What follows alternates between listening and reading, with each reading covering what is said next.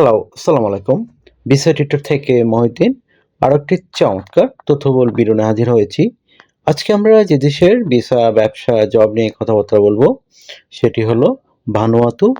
আর ভানুয়াতুতে কিন্তু আপনি বাংলাদেশ থেকে ভিসা ছাড়াই যেতে পারেন। তো আপনাদের ইন্টারেস্ট থাকে যে আপনি ভানুয়াতুতে যাবেন, তাহলে আপনি পুরো ভিডিওটি দেখতে পারেন।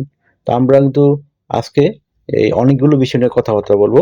বিশেষ করে আপনি বানুয়াতে যেতে হলে আপনার কি, কি ডকুমেন্ট ফাইল রেডি করতে হবে? ওখানে আপনার কি, কি জবের সুযোগ রয়েছে? এছাড়া আপনি মানি আপনার যে ইয়ে রয়েছে মানে ট্যুরের বিষয়ে আপনি কিভাবে যাবেন? আপনার বিমান ভাড়া কত? ফ্লাইট ভাড়া কত? আপনি কত টাকা সেলারি পেতে পারেন? তো আর আপনার কি, কি ডকুমেন্ট ফাইল রেডি করতে হবে? তো টোটাল বিষয়টি জানতে হলে আপনি অবশ্যই পুরো ভিডিওটি একটু মনোযোগ সহকারে দেখতে হবে। তাহলে কিন্তু আপনি টোটাল প্রসেসটি সম্পর্কে জানতে পারবেন। তো চলুন শুরু করা যাক। আমরা একে, একে আমাদের টপিকগুলো সেগুলো কভার করে থাকি। তো ১ম যে বিষয়টি রয়েছে সেটি হলো আপনি ভানুয়াতু গেলে আপনার কি, কি ডকুমেন্ট ফাইল রেডি করতে হবে। তো আমরা আগে শিরোনামগুলো বলো যে কি, কি ডকুমেন্ট রেডি করবেন। ১ম আপনার যে বিষয়টি লাগবে সেটি হলো আপনার ফ্লাইট আইটিনারি, আপনার রাউন্ড ট্রিপ টিকেটের, তারপর হোটেল বুকিং, আপনার তারপর ট্রাভেল আইটিনারি, কভার লেটার, আপনার একটা প্রফেশনাল মানের সিভি, তারপর আপনি যদি জব করে থাকেন কোনো কোম্পানি থেকে সে এনওসি পেপার লাগবে। তাছাড়া আপনার যদি এটার ইয়ে থাকে ৩ থেকে ৬ মাসের স্যালারি সার্টিফিকেট কোম্পানি থেকে সেটি নিয়ে নিতে হবে যদি আপনি জব করে থাকেন। আর যদি আপনি ব্যবসা করে থাকেন অবশ্যই আপনার ট্রেড লাইসেন্স লাগবে আর টিন সার্টিফিকেট। আর আপনার অবশ্যই ব্যাংক স্টেটমেন্ট। এগুলো থাকলে আপনি সহজেই ভানুয়াতুতে গিয়ে যেতে পারবেন। তো আপনি এগুলো কিভাবে রেডি করবেন? তো ট্রাভেল আইটিনারি আপনি ধরেন আপনি ভানুয়াতে গিয়ে ১ সপ্তাহ ১৫ দিন থাকবেন। তো ১৫ দিন আপনি কি করবেন? সকাল, বিকাল, দুপুর টোটাল একটা বর্ণনা থাকতে হবে। এটাকে বলে ট্রাভেল আইটিনারি। তারপর একটা কাভার লেটার রেডি করতে হবে। তো কাভার লেটারে লিখবেন যে আপনি যে ১৫ দিন থাকবেন ভানুয়াতুতে ওখানে কি করবেন? মানে আপনার তারপর আপনার সাথে কি, কি ডকুমেন্ট ফাইলগুলো রয়েছে এগুলোকে আমি বলে দিলাম শিরোনাম। সেই ডকুমেন্ট টোটাল লিস্ট আপনাকে দিয়ে দিতে হবে। তারপর আপনার ভ্রমণের তারিখ, কতদিন কত তারিখ ল্যান্ড করবেন, টোটাল বিষয়টা থাকবে কাভার লেটারে।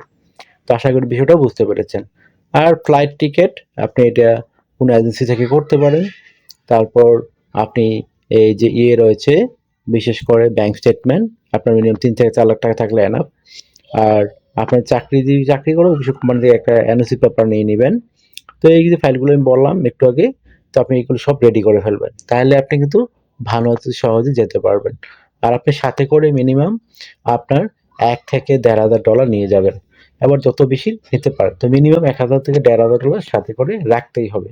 তো আশা করি বিষয়টা বুঝতে পেরেছেন। এখন আমরা আপনার এই যে ফ্লাইট টিকেট নিয়ে কথাবার্তা বলি। তো আপনি আশা করি ডকুমেন্টের ফাইলগুলোর বিষয়গুলো বুঝতে পেরেছেন। তো আর আপনারা অনেকে ফেক ডকুমেন্ট রেডি করেন।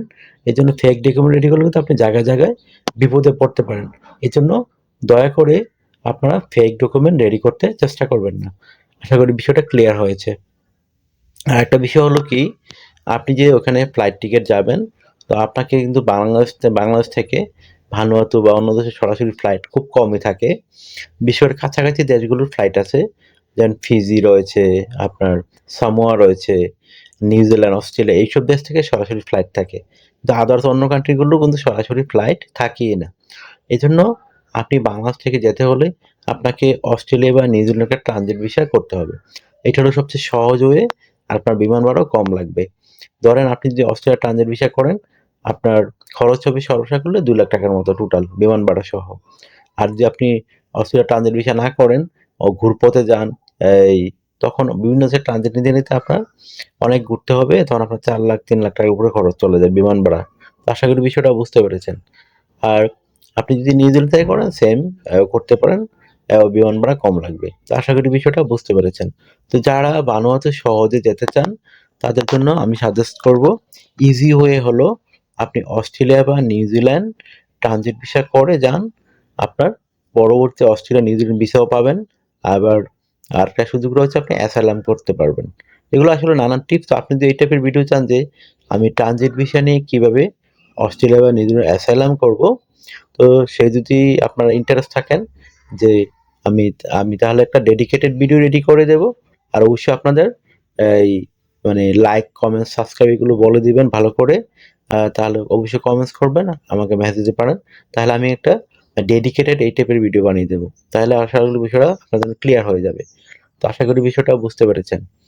তো তাহলে আপনার মেইন কাজ হলো আপনি ভানুয়াতু ফাইলগুলো রেডি করবেন, প্রসেসিং করে তারপর অস্ট্রেলিয়া, নিউজিল্যান্ডের আপনি ট্রানজিট ভিসা আবেদন করবেন। আপনার জন্য সবচেয়ে ইজি ওয়ে। আশা করি বিষয়টা বুঝতে পেরেছেন। আপনি এসব দেশে হলে জবগুলো কি করতে পারবেন ভানুয়াতু গেলে? তাহলে ভানুয়াতু আপনার এগ্রিকালচার জব রয়েছে, কনস্ট্রাকশন জব রয়েছে, এই ধরনের নানান সেক্টর জব রয়েছে, হোটেল, রেস্টুরেন্ট, ফুড বিজনেস এগুলো করা যায় সহজে। প্রচুর টুরিস্ট বর্তমানে ঘুরতে যায় ভানুয়াতুতে তাদের ডিফারেন্ট কালচার, ডিফারেন্ট লোকেশনের জন্য। আর এখানে আগ্নেয়গিরি রয়েছে। তো এইটা একটা আকর্ষণীয় বিষয়। এই জন্য মানুষ প্রচুর পর্যটক ঘুরতে যায়। তো আশা করি বিষয়টা বুঝতে পেরেছেন। তো এখানের মানে ফুডও একটু ডিফারেন্ট টাইপের। তো এই জন্য মানুষের বিভিন্ন আগ্রহ রয়েছে। তো আপনি কিন্তু এগুলো গিয়ে জব করতে পারবেন, বিজনেস করতে পারবেন। এই সরকারগুলো লোক সংখ্যা যেহেতু একটু কম আপনার অফারগুলো দিয়ে রেখেছে। তো আপনি কিন্তু পরবর্তীতে মানুষ চলে গেলে সেইগুলো নিতে পারবেন না। তো আশা করি বিষয়টা বুঝতে পেরেছেন। তো আপনি ইন্টারেস্ট থাকলে অবশ্যই এই তাড়াতাড়ি করে ভানুয়াতুর ফাইল রেডি করে চলে যান।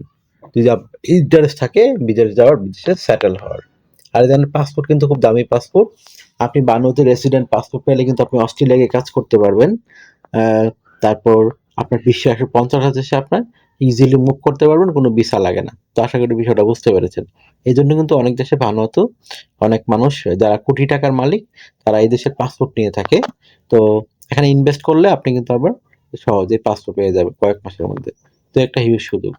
তো আশা করি বিষয়টা বুঝতে পেরেছেন। তো আপনি এই যে এত কিছু বললাম, আপনি একটা প্রফেশনাল মানের সিভি কিভাবে রেডি করবেন, এটা কিন্তু আপনার কাজে লাগবে যদি আপনি জব করতে চান। তো এখানে বিভিন্ন ডকুমেন্ট লাগে। আপনার এনআইডি কার্ড, আপনার পাসপোর্ট, আপনার লিঙ্কডইন প্রোফাইল, পাসপোর্টের ছবি, কাজের অভিজ্ঞতা, working history, education background certificate. তো এগুলো থাকলে আপনি একটা প্রফেশনাল মানের সিভি রেডি করতে পারেন। আশা করি বিষয়টা বুঝতে পেরেছেন। তো আপনার যদি এই ভিডিওটা ভালো লেগে থাকে, আপনার কাছে তথ্যবহুল মনে হয়, তো অবশ্যই ভিডিওকে লাইক করে দিবেন।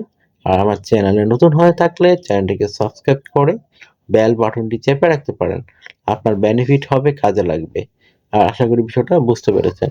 আর একটা বিষয় হলো, অনেকে আমাকে অনেক কল দেন, ফোন দেন। আসলে ভাই আমি চাইলে রিসিভ করতে পারি না, এত পরিমাণ কল আসে। তো আপনি আমার সাথে কাজ করতে চাইলে, আরো কিছু জানতে চাইলে অবশ্যই আমাকে হোয়াটসঅ্যাপ, ইমোতে স্ক্রিনে দেওয়া নম্বরে মেসেজ দিতে পারেন।